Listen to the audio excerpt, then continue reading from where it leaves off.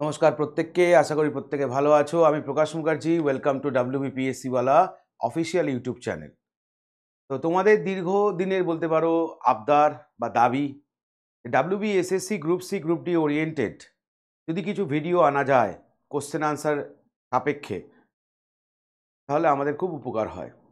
তো সেই দাবিকে মাথায় রেখেই আমরা WBPSC ওয়ালার পক্ষ থেকে তোমাদের জন্য GKCA, আমাদের WBSSC group C group D oriented বলতে পারো কিছু ভিডিও তোমাদের জন্য এনেছি। পুরোটাই সিলেক্টিভ MCQ এর উপর বেস করে হবে।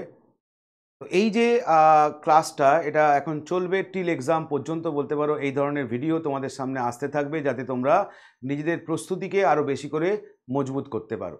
অলরেডি আমাদের অ্যাপে ক্লাস হয়ে গেছে জিকের ওপরে। তো তারপর বলতে পারো তোমাদের সঙ্গে টাচে থাকার জন্য একদিকে যেমন এটা, আবার পরীক্ষার নোটিফিকেশনটা বেরোলেই আবার আমরা প্র্যাকটিস ক্লাস নিয়ে অ্যাপেও বলতে পারো ক্লাস শুরু করব।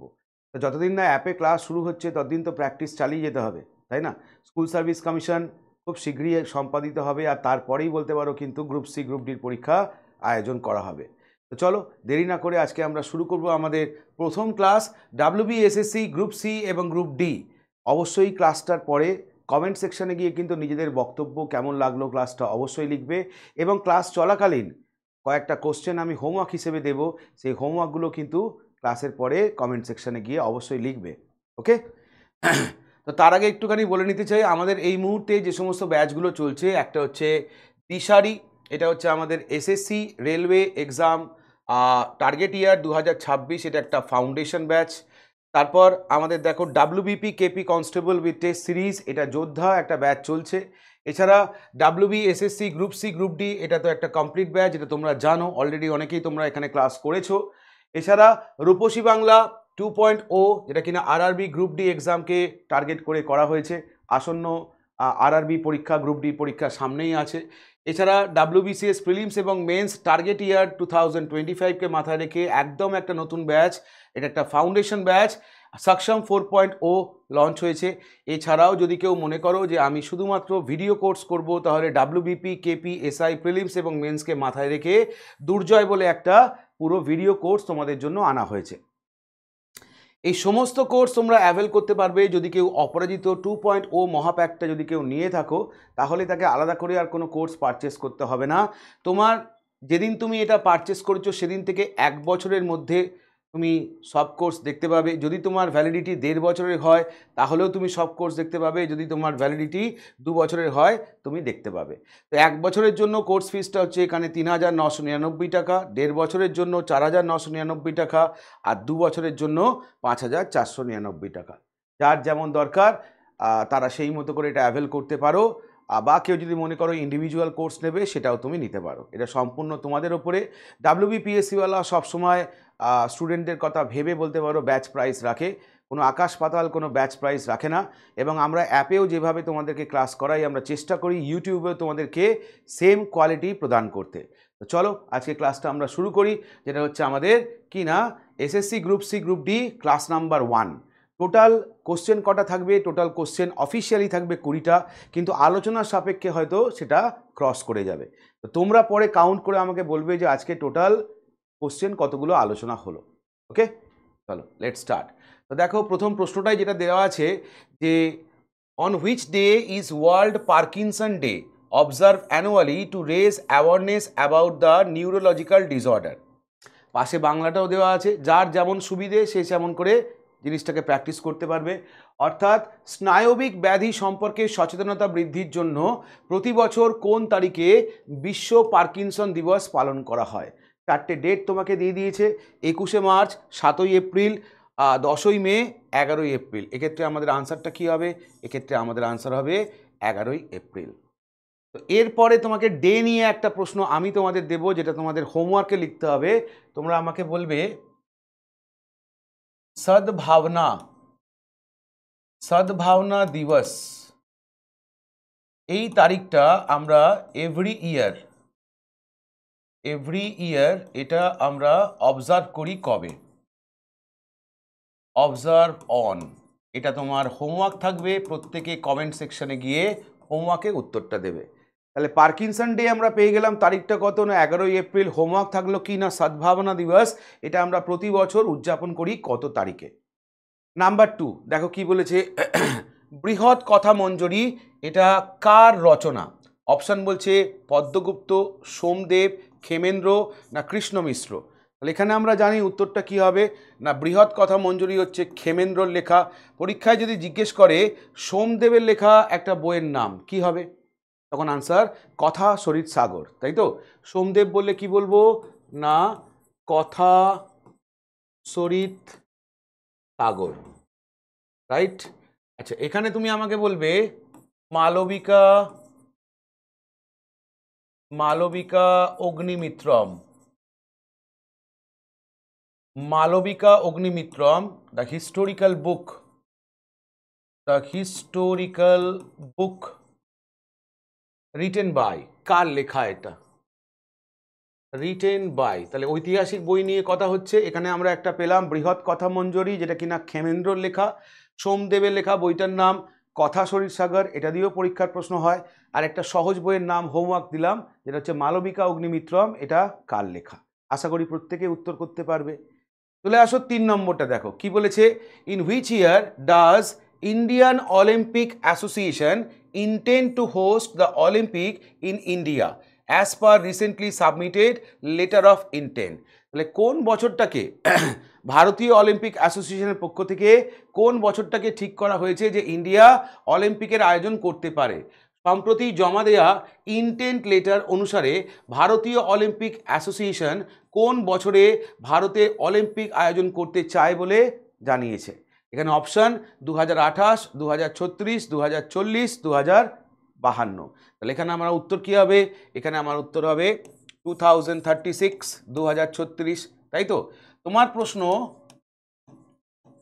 কমনওয়েলথ গেমস 2030 এটা কোথায় হবে বলে ঠিক হয়েছে? উইল বি হেল্ড অ্যাট, মানে প্রস্তাবিত, প্রপোজড বলা যেতে পারে, প্রপোজড বলা যেতে পারে। এটা কোথায় হবে বলে আপাতত প্রপোজ রয়েছে? 2030-এর কমনওয়েলথ গেমসটা। তো টপিক আমাদের কি? টপিক হচ্ছে আমাদের অলিম্পিক, অলিম্পিক হচ্ছে আমাদের টপিক। তো প্রথম যদি বলা হয় কি না অলিম্পিক্স চালু হয়েছিল 776 BC, তাই তো। আর মডার্ন অলিম্পিক যদি বলা হয় 1896, 1896 মডার্ন অলিম্পিক চালু হয়েছিল। অলিম্পিক প্রথম দুটো ক্ষেত্রেই চালু হয়েছিল কোথায় না এথেন্স, তাই তো। এথেন্স কোথায় জায়গাটা না গ্রিস। এটা আমাদের একদম বেসিক প্রশ্ন, পরীক্ষায় দিয়েই থাকে। এবার যদি বলি এই 2024-এর অলিম্পিক এটা হয়েছিল কোথায় না প্যারিস। আমার নেক্সট হোমওয়ার্ক থাকবে তোমাদের জন্য 2028-এর অলিম্পিকটা কোথায় হবে। তাহলে দুটো প্রশ্ন তোমার হোমওয়ার্কে থাকবে, একটা হচ্ছে 2028-এর অলিম্পিকটা কোথায় হবে, এটা খুব সহজ প্রশ্ন। আর 2030-এর কমনওয়েলথ গেমসটা কোথায় হবে বলে প্রস্তাবিত, এখনও কিন্তু কনফার্মেশন আসেনি, প্রস্তাবিত, ভারতের পক্ষ থেকে প্রস্তাবিত করা হয়েছে কোথায় হবে বলে। চলো কোশ্চেন নাম্বার 4 বলছে এই 4 জন ক্রিকেটারের মধ্যে কারা কারা?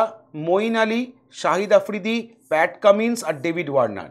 এই 4 জন ক্রিকেটারের মধ্যে তোমাকে এমন একজন ইংলিশ ক্রিকেটারের নাম বলতে বলা হয়েছে যিনি কিনা সম্প্রতি আন্তর্জাতিক ক্রিকেট থেকে রিটায়ারমেন্ট নিয়েছেন। তাহলে আন্তর্জাতিক ক্রিকেট থেকে রিটায়ারমেন্ট নিয়েছেন ইংলিশ ক্রিকেটার যদি আমরা দেখি, তাহলে ডেভিড ওয়ার্নার কোথাকার প্লেয়ার? অস্ট্রেলিয়া, তাহলে হবে না। প্যাট কামিন্স ইনিও বলতে পারো অস্ট্রেলিয়া, তাহলে হবে না। শাহিদ আফ্রিদি ইনি কোথাকার না পাকিস্তান, তাহলে হবে না। তাহলে ইংল্যান্ডের ক্রিকেটারের নাম কি? মঈন আলী, তাহলে option A is a correct answer. এবার সঙ্গে মনে রাখতে হবে শাহিদ আফ্রিদি দিয়ে এনার একটা অটোবায়োগ্রাফি আছে,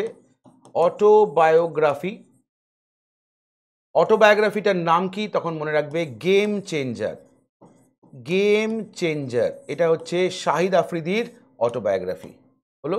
তাহলে আত্মজীবনী নিয়ে কথা যখন হচ্ছে তখন আমাকে বলবে সিক্স মেশিন এটা অটোবায়োগ্রাফি, এটা অটোবায়োগ্রাফি, এটা autobiography. Car autobiography? Six machine is an autobiography of, কোন ক্রিকেটারের অটোবায়োগ্রাফিটার নাম হচ্ছে সিক্স মেশিন। চলে আসো 5 নম্বর প্রশ্ন, কি বলেছে? Who gave the slogan Satyameva Jayate?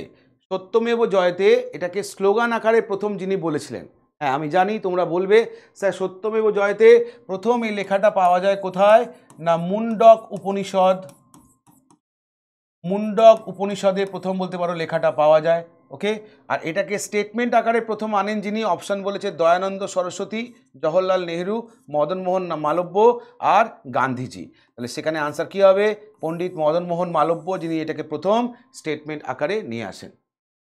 Right, এবার দেখো এখানে দয়ানন্দ সরস্বতী যখন বলেছে তখন এনাকে দিয়ে দুটো স্লোগান মনে রাখতে হবে। ইনি বলেছিলেন কি না, India, India for Indians, India for Indians, তাহলে ভারত হচ্ছে ভারতীয়দের জন্য, এটা একটা। আর একটা বিখ্যাত স্টেটমেন্ট এনার কি না, go back to Vedas, go back to Vedas, এটাও মনে রাখবে, দয়ানন্দ সরস্বতীর একটা বিখ্যাত স্টেটমেন্ট। রাইট, আমাকে তুমি বলবে এখানে গান্ধীজি যে কথাটা বলা আছে, গান্ধীজির মৃত্যুদিনটা ডেথ ডে, ডেথ ডে, এটা আমরা উদযাপন করে থাকি 30শে জানুয়ারি। রাইট, 30শে জানুয়ারি গান্ধীজির মৃত্যুদিনটা, এটা আমরা কি হিসেবে অবজার্ভ করি, অবজার্ভ অ্যাজ, কি হিসেবে এটা আমরা উদযাপন করি, এটা তোমার হোমওয়ার্ক থাকবে। ওকে, যেমন আমাদের রাজীব গান্ধী মৃত্যুদিনটা আমরা অ্যান্টি টেরোরিজম ডে হিসেবে উদযাপন করি। রাইট, ঠিক সেই রকম মহাত্মা গান্ধীর মৃত্যুদিনটা, তারিখটা তোমাকে বলে দিলাম 30শে জানুয়ারি। তোমার কাজ হবে যে এটা আমরা কি হিসেবে উদযাপন করি সেটা কমেন্ট সেকশনে গিয়ে লেখা। চলে আসো পরেরটা, কি বলেছে, বিখ্যাত বাংলা ক্যারেক্টার, বিখ্যাত বাংলা একটা ক্যারেক্টার যার নাম হচ্ছে রিজুদা, এই ক্যারেক্টারটা কার সৃষ্টি? অপশান বলছে দেখো, গৌর কিশোর ঘোষ, বুদ্ধদেব গুহ, সমরেশ বসু না প্রেমেন্দ্র মিত্র। তাহলে এক্ষেত্রে আনসার কি হবে, বিখ্যাত ক্যারেক্টার রিজুদা, রিজুদা বললে কি বলবো না বুদ্ধদেব গুহ, তাহলে option B is a correct answer. তোমার হোমওয়ার্ক থাকবে কালকুট, কালকুট এবং হচ্ছে ভ্রমর, কালকুট এবং হচ্ছে ভ্রমর,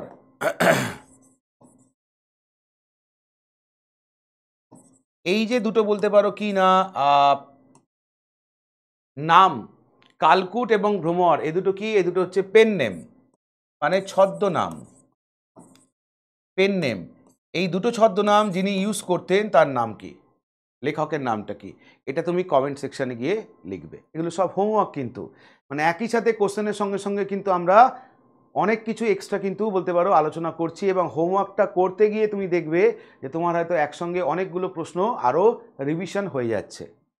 চলে আসো পরেরটা, কি বলেছে, বলেছে মহিলাদের আর্থিক সহায়তা প্রদানের জন্য কোন রাজ্য সুভদ্রা প্রকল্প এটা চালু করা হয়েছে? তাহলে কোন রাজ্যে মহিলাদের আর্থিক সহায়তার জন্য সুভদ্রা প্রকল্প বা সুভদ্রা স্কিম এটা লঞ্চ করা হয়েছে? সেক্ষেত্রে আনসার কি নেব আমরা, সুভদ্রা মানে ওড়িশা হলো, পড়ে আছে কে না বিহার, পড়ে আছে অন্ধ্রপ্রদেশ, পড়ে আছে ওয়েস্ট বেঙ্গল। আমাকে বলবে ওড়িশা ফাউন্ডেশন ডেটা কবে, ওড়িশা ফাউন্ডেশন ডেটা কবে, বা ফাউন্ডেশন ইয়ারটা কবে, ফাউন্ডেশন ইয়ারটা কবে, কত সালে ওড়িশা প্রতিষ্ঠিত হয়, এটা তোমার হোমওয়ার্ক থাকবে। ওকে, এটা তোমার হোমওয়ার্ক থাকবে। আর সাথে আমরা জানি কি অন্ধ্রপ্রদেশের রেসপেক্টে এটাকে মনে রাখতে হয় কি না, এখানকার বর্তমানে যিনি মুখ্যমন্ত্রী আছেন তার নাম কি যদি বলা হয়, আমরা কি বলবো, এন চন্দ্রবাবু নাইডু, এন চন্দ্রবাবু নাইডু। কেন এই নামটা মনে রাখবো, তার কারণ হচ্ছে ইনি হচ্ছেন এই মুহূর্তে ভারতবর্ষের কি না রিচেস্ট সিএম, সব থেকে ধনী মুখ্যমন্ত্রী, তাই না?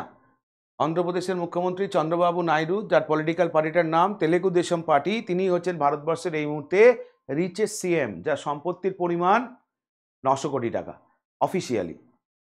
চলে আসুন নেক্সট পরের প্রশ্ন, কোশ্চেন নাম্বার 8, দেখো কি বলেছে, Vantara initiative, Vantara initiative recently seen in news is associated with which of the following, কিসের সঙ্গে যুক্ত?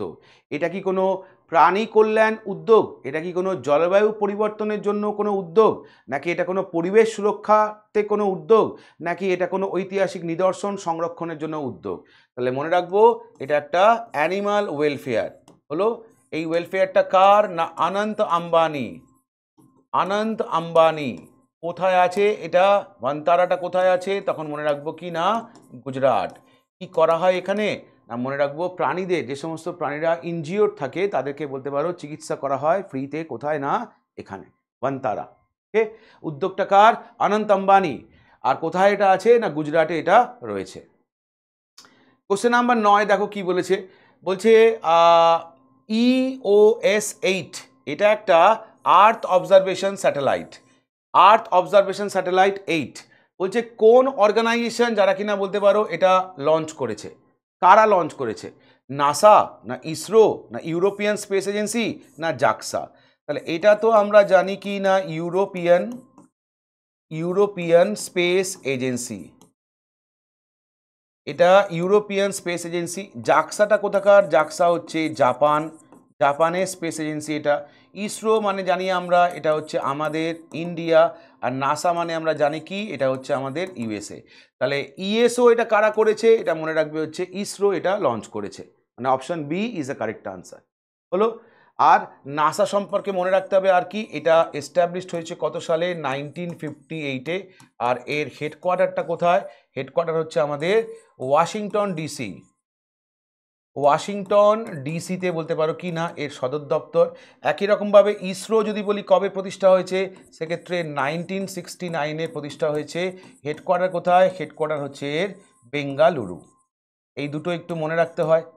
ওকে, চলে আসুন নেক্সট কোশ্চেন নাম্বার 10 দেখো কি বলেছে, বলছে which state launch India's first 24/7 grain dispensing machine known as Annapurti grain ATM.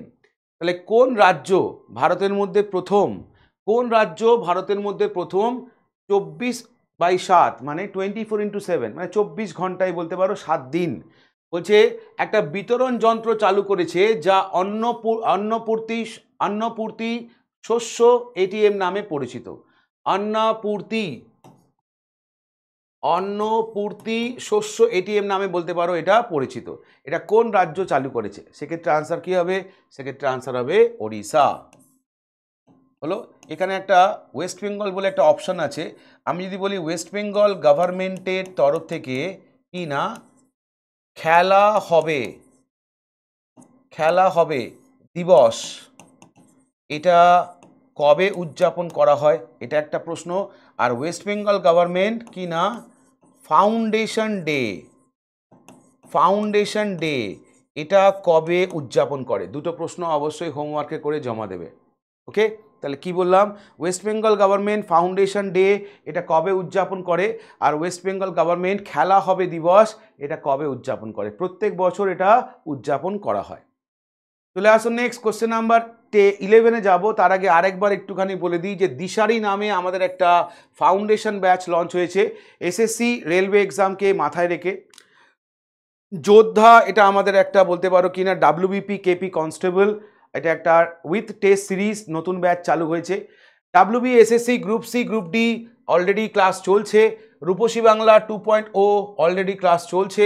সক্ষম 4.0 এটা একদম একটা নতুন ব্যাচ ডাব্লিউবিসিএসকে মাথায় রেখে। এবং দুর্জয় যে ব্যাচটা এটা ডাব্লিউবিপি কেপি এসআই প্রিলিমস এবং মেন, এটা একটা কমপ্লিট ভিডিও কোর্স। এগুলো বলতে পারো নতুন এই মুহূর্তে ডাব্লিউবিপিএসসি ওয়ালার আন্ডারে চলছে। তোমাদের জানিয়ে রাখা দরকার, আমরা কারেন্ট অ্যাফেয়ার্সকে বলতে পারো কি না বুস্ট আপ করার জন্য প্রত্যেক সপ্তাহে উইকলি বলতে পারো কি না একটা করে সিএ আনছি। যেমন ধরো এই 10 থেকে 16ই আগস্ট এটা হয়তো দেখবে অলরেডি পাবলিশড হয়ে গেছে লাস্ট, আবার হয়তো সামনের সপ্তাহে 16 থেকে 22 বা 16 থেকে 26 এরকম প্রত্যেক সপ্তাহের কারেন্ট অ্যাফেয়ার্সগুলো যেগুলো ইম্পর্টেন্ট একটা জায়গায় করে ভিডিও আকারেই তোমাদের জন্য কিন্তু দেওয়া হচ্ছে। তাই যারা এটা দেখছো না, প্রত্যেক সপ্তাহের বলতে পারো কিন্তু জিসটা তুমি এখান থেকে পেয়ে যাবে। অবশ্যই ক্লাসগুলো বা রেকর্ডিংগুলো দেখো, মেটেরিয়াল ফ্রিতেই পাচ্ছ তোমরা ইউটিউবে। এছাড়া দেখো নতুন আরেকটা জিনিস আসতে চলেছে, ডাব্লিউবিপি এবং কেপি 2024-25কে কেন্দ্র করে টপ 200 সিলেক্টিভ জিকেসিএ, এটাও আমরা পার্ট বাই পার্ট ছাড়বো। এখানে 200টা বলেছে, তুমি ধরে রাখো ঠিক এরকমই প্রত্যেকটা ক্লাসে আমরা 20টা করে কোশ্চেন রাখবো, এবং যদি পরীক্ষা পিছিয়ে যায় তাহলে আরও হয়তো ক্লাসের সংখ্যা, রেকর্ডেড ক্লাসের সংখ্যা কিন্তু আরও বাড়বে। তাই এটা দেখতেও কিন্তু ভুলো না, এটাও খুব সম্প্রতি হয়তো পাবলিশড হবে। ওকে, এগুলো কিন্তু সিরিজ ইউটিউবে এগুলো সবই তোমাদের জন্য বলতে পারো আনা হচ্ছে, তাই কেউ মিস করো না। চলে আসো 11 নম্বর প্রশ্ন। বলছে নালন্দা ইউনিভার্সিটিকে ডিক্লেয়ার করে ইউনেস্কো একটা ওয়ার্ল্ড হেরিটেজ সাইট হিসেবে। বলছে কত সালে? আমরা জানি 2016 সালে। তাহলে নালন্দাকে ইউনেস্কোর তরফ থেকে ওয়ার্ল্ড হেরিটেজ সাইট ঘোষণা করা হয়েছে কত সালে? আমরা জানি 2016। আর কি মনে রাখতে হবে? নালন্দা ইউনিভার্সিটি বর্তমানে কোথায় দেখতে পাবো আমরা? বিহার। বিহারের কোথায় দেখতে পাবো আমরা? রাজগীর। কোথায় দেখতে পাবো? বিহার। বিহারে কোথায় দেখতে পাবো? না, রাজগীর। আর নালন্দা এটা কে এস্টাবলিশ করে? তখন মনে রাখতে হবে এটা প্রতিষ্ঠা করেছিল কুমার গুপ্তা ওয়ান, তাই তো? কুমার গুপ্তা ওয়ান, যে কিনা বলতে পারো নালন্দা ইউনিভার্সিটি প্রতিষ্ঠা করেছিল। চলে আসুন নেক্সট। আবার একটা বিখ্যাত বাংলা ক্যারেক্টার। বাংলা ক্যারেক্টারটার নাম কি? না তোরাপ। ক্যারেক্টারটা কার সৃষ্টি? বিখ্যাত বাংলা চরিত্র তোরাপ ক্যারেক্টারটা কার সৃষ্টি? সেক্ষেত্রে কি বলবো? না, দীনবন্ধু মিত্র। তোমাদের কাছে হোমওয়ার্ক থাকবে এই চারজনের মধ্যে কার ছদ্মনাম বা পেন নেম শ্রীমতী কনিষ্ঠা? শ্রীমতী কনিষ্ঠা এটা কার বলতে পারো কিনা ছদ্মনাম? শ্রীমতী কনিষ্ঠা, এই ছদ্মনামটা কার? এটা অবশ্যই কিন্তু হোমওয়ার্কে করে জমা দেবে। তাহলে শ্রীমতী কনিষ্ঠা এটা কার ছদ্মনাম? যার ছদ্মনাম একটা ক্লু দিয়ে রাখি, অনেক আছে, গোটা 7টা তো আমিই ক্লাসে করিয়ে দিয়েছি, এছাড়াও অনেক আছে। তো একটু চিন্তা ভাবনা করে এই 4টে অপশনের মধ্যে থেকেই আনসার হবে কার ছদ্মনাম, অবশ্যই কমেন্ট সেকশনে গিয়ে লিখবে। চলে আসো নেক্সট 13 নম্বরটা কি বলেছে? বলছে সম্প্রতি ভারত ঘোষণা করেছে যে তারা একটা মেডিকেল ই ভিসা ফেসিলিটি দিতে চলেছে কোন দেশের নাগরিকদের। শুরু হয়েই বলতে পারো বন্ধ হয়ে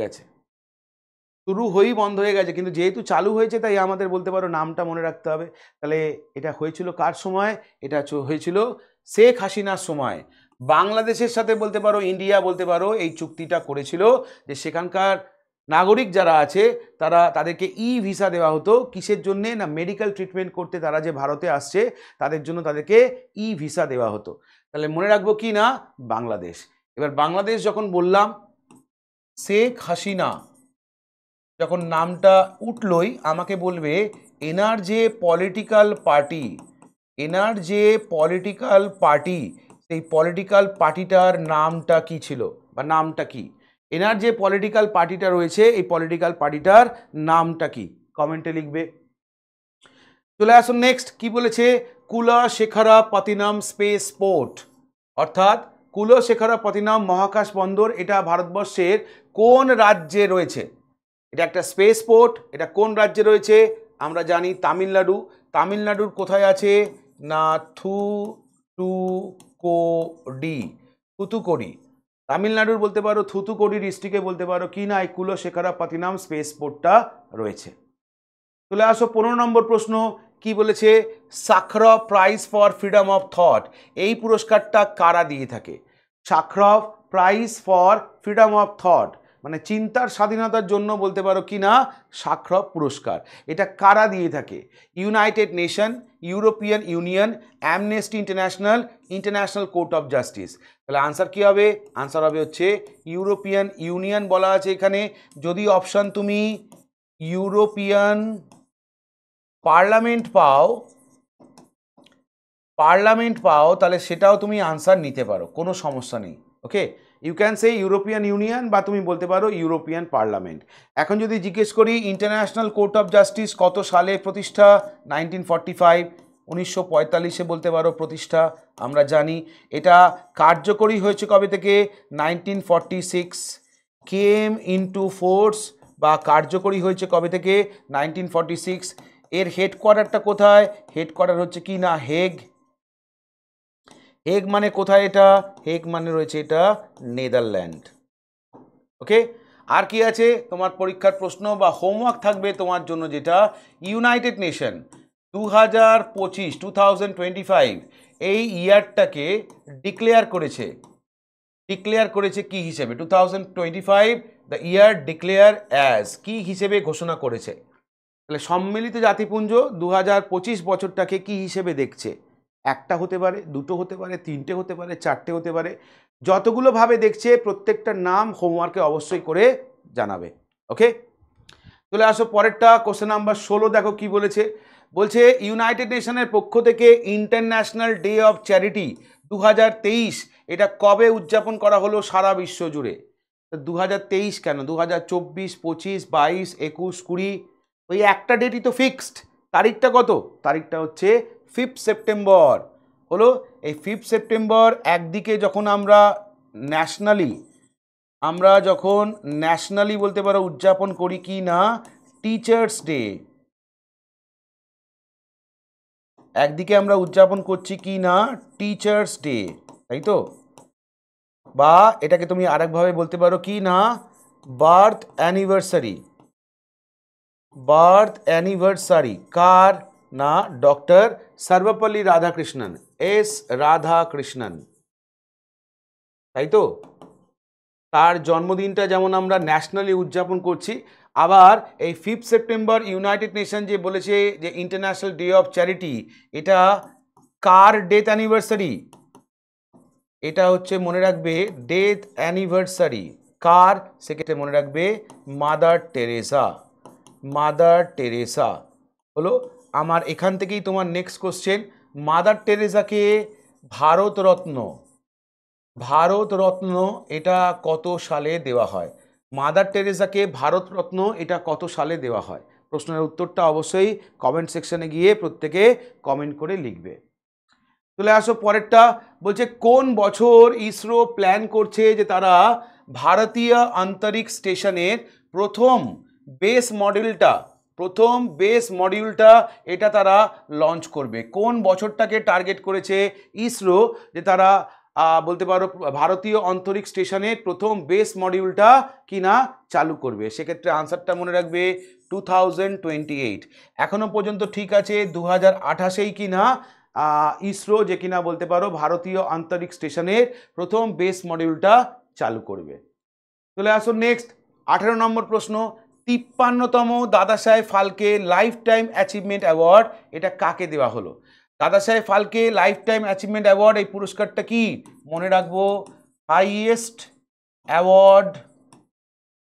অ্যাওয়ার্ড ইন ইন্ডিয়ান সিনেমা, ভারতীয় সিনেমায় এটাই মনে রাখবো সর্বোচ্চ পুরস্কার, তাই তো? আর এই দাদা সাহেব ফালকে অ্যাওয়ার্ডটা যদি আমরা দেখি এটা প্রতিষ্ঠা হয়েছিল কবে? 1969-এ। আর প্রথম এই পুরস্কারটা দেওয়া হয়, ফার্স্ট অ্যাওয়ার্ডেড তাকে দেওয়া হয়, সেক্ষেত্রে মনে রাখবো দেবিকা রানী। ওকে, দেবিকা রানী যাকে কিনা প্রথম এই পুরস্কারটা দেওয়া হয় কবে? 1969-এ। এবার প্রশ্ন দেখো 53তম, তাহলে এখানে অনেকেই আনসারটা করবে হচ্ছে মিঠুন চক্রবর্তী, কিন্তু মনে রাখবে মিঠুন চক্রবর্তী হচ্ছে 54তম। তাহলে 53তম অ্যাওয়ার্ডটা কি হবে? ওয়াদিয়া রহমান। তাহলে Dada Saheb Phalke lifetime achievement award 53তম হিসেবে যাকে পুরস্কৃত করা হলো তার নাম হচ্ছে কি না ওয়াদিয়া রহমান। চলে আসুন নেক্সট পরেরটা। আচ্ছা, দাদা সাহেব ফালকে সম্পর্কে যখন কথাই হচ্ছে, এনার যে ডাক নামটা ছিল, দাদা সাহেব ফালকেকে যে ডাক নামে আমরা সবাই চিনি, এর ডাক নামটা কি? এনাকে কি বলা হতো? ভারতীয় সিনেমার রেসপেক্টে এনাকে কি বলা হতো? চলে আসুন নেক্সট 19 নম্বর প্রশ্ন। বলছে কোন বছর নোবেল প্রাইজ প্রতিষ্ঠা করে কে? না অ্যালফ্রেড নোবেল। তাহলে অ্যালফ্রেড নোবেল কত সালে নোবেল প্রাইজ প্রতিষ্ঠা করে? খুব ভুল হয় এটা, তার কারণ ভুলটা হয় এই 1901কে কেন্দ্র করে। মনে রাখবে 1901 থেকে নোবেল প্রাইজ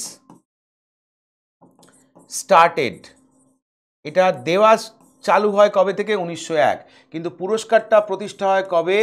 1895, 1895-এ প্রথম কি না নোবেল প্রাইজ প্রতিষ্ঠা হয়। আচ্ছা, এই অ্যালফ্রেড নোবেল একদিকে তো নোবেল প্রাইজ প্রতিষ্ঠা করেছে। আচ্ছা, যদি বলি ইনভেন্টেড কি ইনভেন্ট করেছিল? অ্যালফ্রেড নোবেল কি আবিষ্কার করেছিল? নোবেল প্রাইজ প্রতিষ্ঠা করেছিল, কিন্তু যদি বলি আবিষ্কার করেছিল কি, কমেন্ট সেকশনে গিয়ে কিন্তু প্রত্যেকে উত্তরটা লিখবে। সহজ প্রশ্ন কিন্তু একদম। ওকে, কোশ্চেন নাম্বার 20 কি বলেছে? বলছে কোন ভারতীয় রাজ্যের উদ্দেশ্য হচ্ছে যে তারা একটা এআই হাব তৈরি করবে বা বলতে পারো প্রতিষ্ঠা করবে, যাতে ইন্টারনেট এবং বলতে পারো নাগরিকদের কি না বেসিক রাইট, অর্থাৎ ইন্টারনেটকে তার নাগরিকদের মৌলিক অধিকারে পরিণত করার লক্ষ্যে ভারতের কোন রাজ্য একটা এআই হাব প্রতিষ্ঠা করবে? সেক্ষেত্রে আনসার কি হবে? সেক্ষেত্রে আনসার হবে আন্ধ্রপ্রদেশ। সেক্ষেত্রে আনসার কি হবে? আনসার হবে হচ্ছে আন্ধ্রপ্রদেশ, খেয়াল রাখবে। সেক্ষেত্রে আনসার কি হবে? আনসার হবে আন্ধ্রপ্রদেশ। না, sorry, my mistake, it was my mistake. অন্ধ্রপ্রদেশে এআই হাব নয়, এটা ভুল হয়েছে আমার উত্তরটা বলা। এখানে উত্তরটা হবে কি? উত্তরটা হবে হচ্ছে তেলেঙ্গানা। কারা করবে? না তেলেঙ্গানা বলতে পারো কি না ভারতে একটা এআই হাব তৈরি করার কথা ঘোষণা করেছে, যেখানে কিনা ইন্টারনেটকে বলতে পারো নাগরিকের মৌলিক অধিকারে পরিণত করবে হচ্ছে তেলেঙ্গানা। অর্থাৎ ভারতবর্ষে এক্ষেত্রে মনে রাখতে হবে, যদি তোমাকে জিজ্ঞেস করে যে আচ্ছা এআই ইউনিভার্সিটি প্রথম প্রতিষ্ঠা হয়েছে কোথায়, এটা একটা প্রশ্ন। আচ্ছা এআইকে স্কুল টেক্সট বুকে বলতে পারো কি না অ্যাজ এ সিলেবাস ইনক্লুড করেছে কোন রাজ্য? দুটো প্রশ্ন এখান থেকে তোমরা অবশ্যই করবে। তাহলে এখানে এআই হাব করতে চলেছে কারা? এআই হাব করতে চলেছে তেলেঙ্গানা। আমি এখানে জিজ্ঞেস করেছি ভারতবর্ষের প্রথম এআই ইউনিভার্সিটি কোনটা, আর এআইকে স্কুল টেক্সট বুকে বলতে পারো প্রথম ইনক্লুড করলো কারা? হলো। তাহলে এই ছিল বলতে পারো আমাদের টোটাল আজকে 20টা কোশ্চেন। কেমন লাগলো 20টা কোশ্চেন অবশ্যই কমেন্ট করে জানাবে। এবং যেগুলো আমরা হোমওয়ার্কে আলোচনা করলাম, হোমওয়ার্কের জন্য প্রত্যেকে কিন্তু হোমওয়ার্কটা করবে, আমি কিন্তু প্রত্যেককে রিপ্লাই দেব। ওকে। আর এই রকমই আরও বলতে পারো নতুন নতুন কোশ্চেনের সেট আমরা সলভ করব particular group C group D পরীক্ষাটাকে মাথায় রেখে। কেমন লাগলো ক্লাসটা অবশ্যই কমেন্ট করে জানাবে। ভালো লাগলে অবশ্যই একটা লাইক, একটা শেয়ার প্রত্যেকে করে দেবে। Thank you. সবাই ভালো থেকো, সাবধানে থেকো। Thank you.